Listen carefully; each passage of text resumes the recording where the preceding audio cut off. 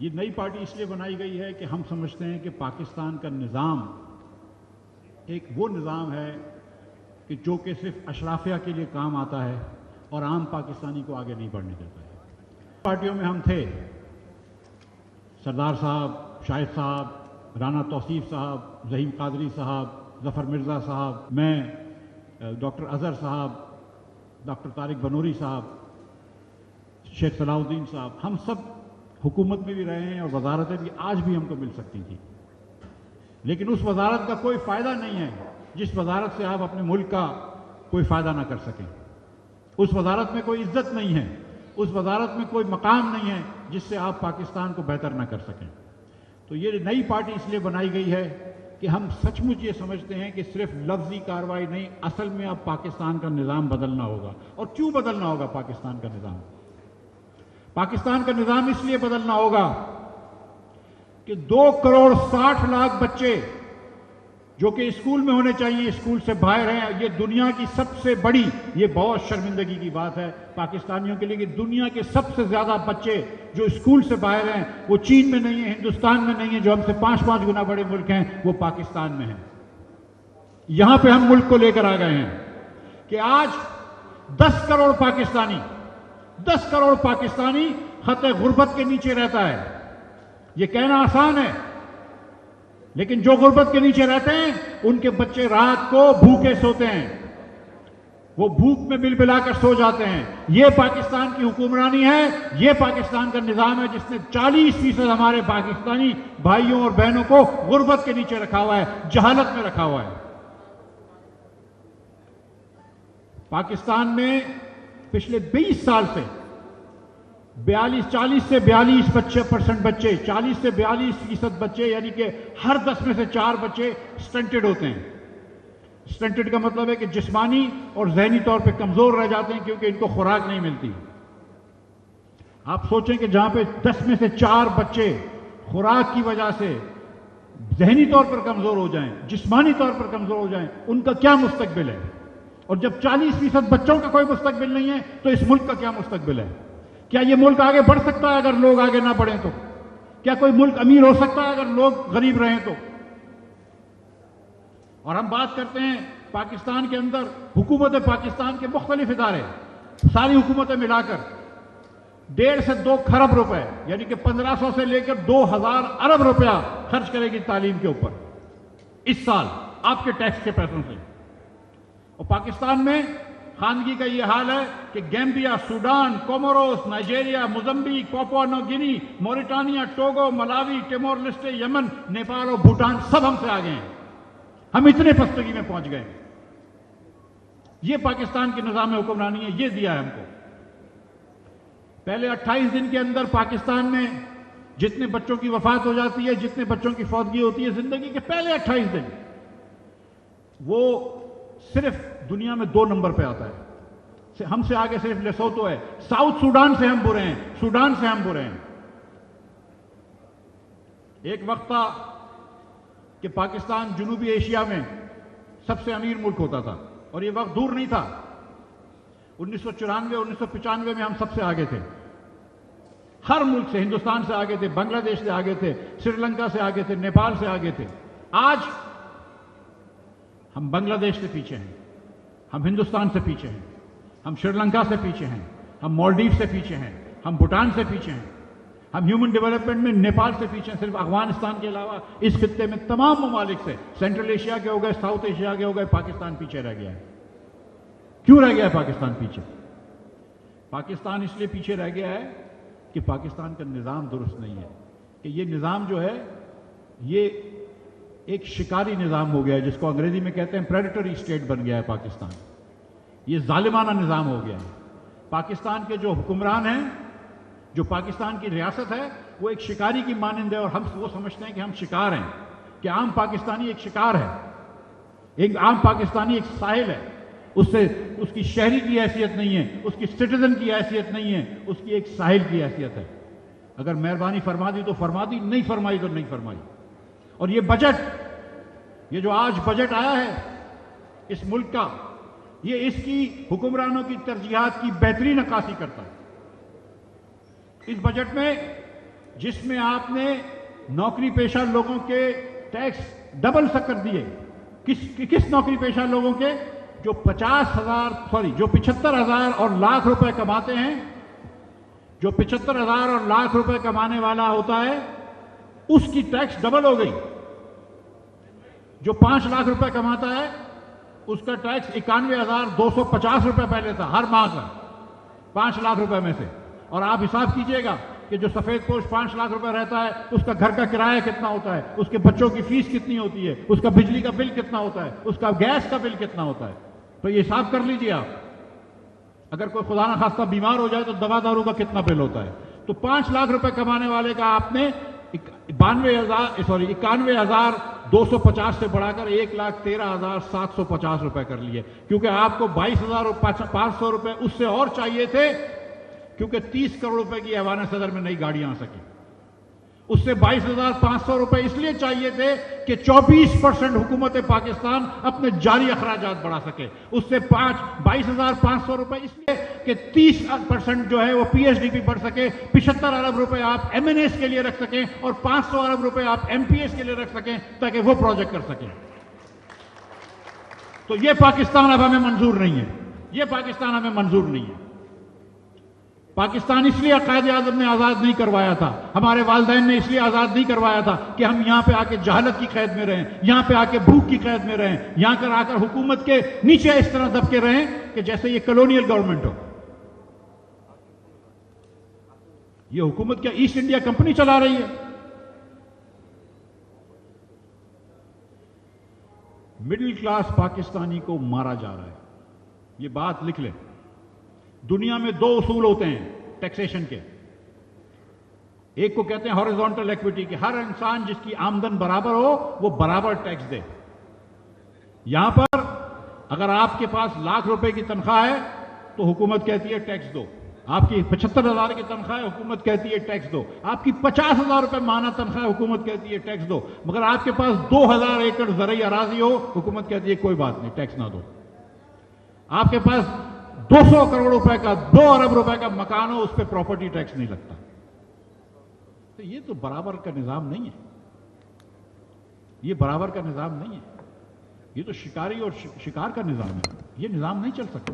تو یہ نظام کو بدلنا ضروری ہوگا. ہم اب ساؤتھ جنوبی ایشیا میں سب سے غریب ملک نہیں رہنا چاہتے. ہم افریقہ سے ملکوں سے زیادہ کم تعلیمی یافتہ لوگ نہیں چاہتے. ہم اپنے نوجوانوں کو مایوس نہیں دیکھنا چاہتے. پاکستان میں اتنی مایوسی ہے کہ جب لیبیا سے یونان ایک کشتی جا رہی تھی اور ڈوب گئی اور 300-400 لوگ اس میں جاں بحق ہوئے تو آدھے سے زیادہ پاکستانی تھے. یہ شرم کی بات نہیں ہے کہ ہمارا نوجوان جو ہے وہ اپنی جان ہتھیلی پہ رکھ کر اپنے ماں باپ کو خدا حافظ کر کے جا رہا ہے اور راستے میں ڈوب رہا ہے, مر رہا ہے, لیکن پھر بھی جا رہا ہے. تو آپ نے کیا موقع دیا اس نوجوان کو؟ یہ دلشاد صاحب نے جو بات کی ہے کہ 64% پاکستانی جو ہے وہ نوجوان ہے, ہم نے کیا نوجوان کو موقع دیا ہے؟ ہماری بہنوں کو ہم نے کیا موقع دیا ہے؟ میں کچھ دنوں پہلے آئی بی اے میں گیا تھا, اسٹوڈنٹ سے مل رہا تھا. میں نے پوچھا ان سے کہ آپ لوگوں کو کیا پریشانی ہے پاکستان میں؟ تو ایک بچی بولتی ہے کہ سر ہم تو روڈ پہ چلتے ہیں تو لوگ ہم کو تنگ کرتے ہیں, گاڑی میں جا رہے ہوتے ہیں تو لوگ تنگ کرتے ہیں. یہ کیا معاشرہ بنا دیا ہے؟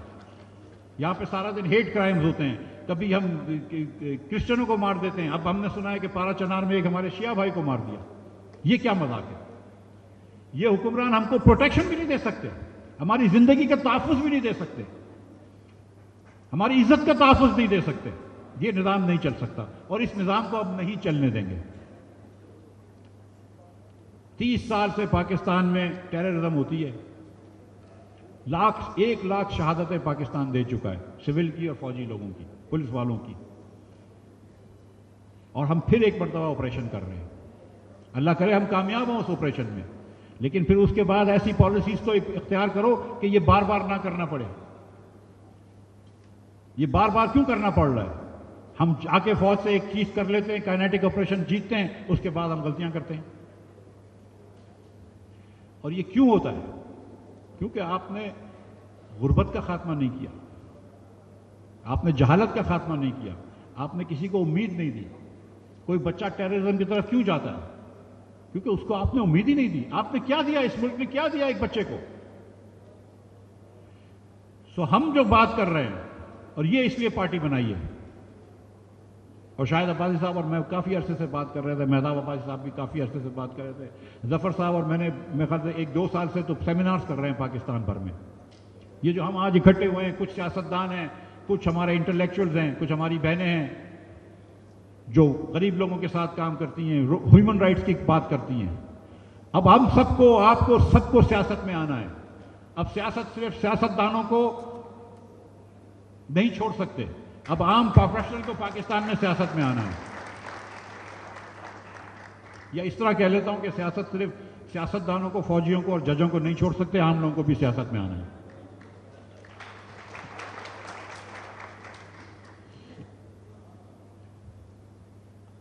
ہم سب کو اس نظام میں بدلنے کی کوشش کرنی ہے.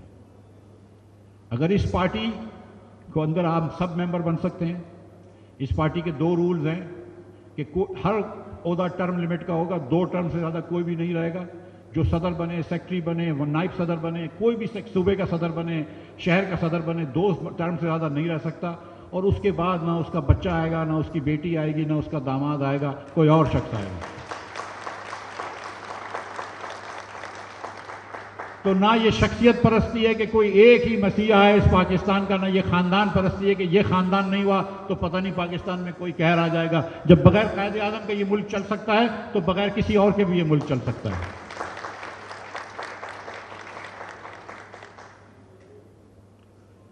اور تو میرٹ ہر جگہ پر اوپر لے کے آنی ہے. آپ کے پاس ڈگری ہو تو آپ کا حق ہونا چاہیے، کسی کے پاس پرچی ہو اس کا حق نہیں ہونا چاہیے. میرٹ کو ہر جگہ کے لے کے آنا چاہیے، اور ہماری پارٹی میں بھی لے کے آئیں گے. اور اگر ہم کوئی غلطی کر رہے ہوں ان میں سے تو یہ آپ کی ذمہ داری ہے کہ ہمارا گریبان پکڑیں. انشاءاللہ تعالی آپ کو یہ حق ہے. تو یہ بات ہم نے کرنی ہے کہ 2 چیزیں پاکستان میں ہم نے کرنی ضروری ہیں نظام بدل کر. جو نیا نظام ہم لے کے آنا چاہ رہے ہیں اس پہ نمبر 1 بات یہ ہے کہ ہر پاکستانی کو آگے بڑھنے کا موقع ملے گا، جس کو انگریزی میں کہتے ہیں کہ ان اکنامک اپرچونٹی فار آل، کہ خواہ وہ مرد ہو یا عورت ہو، کوئی مذہب ہو اس کا، اس سے کوئی تعلق نہیں ہے ہمارا. کسی خطے میں پاکستان کے رہتا ہو، جس کو پیریفری کہتے ہیں، دور دراز میں رہتا ہو، سینٹر میں رہتا ہو، کوئی پاکستانی ہو، جو زبان بولتا ہو، جس رنگ کا ہو، جس صوبے میں رہتا ہو، ہر پاکستانی کو آگے لے کے آنا ہے. پاکستان تبھی آگے بڑھ سکتا ہے کہ ہر پاکستانی آگے بڑھے.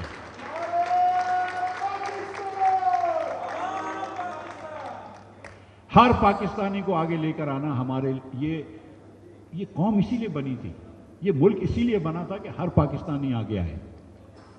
یہ کیسا ملک ہو سکتا ہے کہ جس میں آپ 90% پاکستانیوں کو بولیں کہ نہیں تم آگے نہیں آ سکتے، تم اشرافیہ کا حصہ نہیں ہو، تم شاید مڈل کلاس ہو، تم ٹیکس دو، اور 1% پاکستانی اشرافیہ ہوں، ان کو سارے فائدے ملتے ہوں. یہ ملک نہیں چل سکتے. دنیا کا ایسا کوئی ملک نہیں ہے کہ جہاں پہ آپ لوگوں کو آگے آنے سے روکیں، جو یہاں پہ ہوتا ہے. تو آگے کس طرح لیتے ہیں آگے ان پاکستانیوں کو؟ ہر پاکستانی کو تعلیم دینا ضروری ہے، اچھی تعلیم دینا ضروری ہے. یہاں پر 78% پاکستانی بچہ، یہ نمبر سن لیجئے ذرا غور سے، یہ سروے کرا ہوا ہے، یہ کوئی میں نہیں بتا رہا ہوں آپ کا نمبر ہے. 78% پاکستانی 10 سال کا بچہ 2 جملے صحیح طریقے سے نہیں پڑھ سکتا کسی بھی زبان میں، چاہے وہ اردو پڑھتا ہو یا سندھی پڑھتا ہو. اگر 78% یعنی کہ تقریباً 10 میں سے 8 بچے اگر آپ کے 2 جملے 10 سال کے نہیں پڑھ سکتے، وہ ملک کیسے ترقی کر سکتا ہے؟ لیکن اس بچے کو تعلیم دینے کے لیے کیا ضروری ہے؟ اسکول کا نظام ضروری ہے، لوکل گورنمنٹ ضروری ہے، پرائیویٹائزیشن اس کی ضروری ہے، حکومت کو اس پہ پیسہ لگانا ضروری ہے، یہ سب چیزیں ضروری ہیں. لیکن جس بچے کا رات کو بھوک سے پیٹ خالی ہو، اس بچے کو آپ صبح نہیں پڑھا سکتے.